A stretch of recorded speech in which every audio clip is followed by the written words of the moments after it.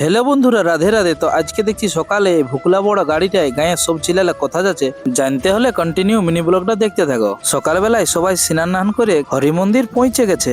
এখন পূজা হওয়ার পর গোটা গ্রাম নগর ঘুরবে। তাহলে চলো দেখে নাও পুরো গ্রামের নগর কীর্তন। কন্টিনিউ তোমরা দেখতে থাকো মিনি ব্লগটা।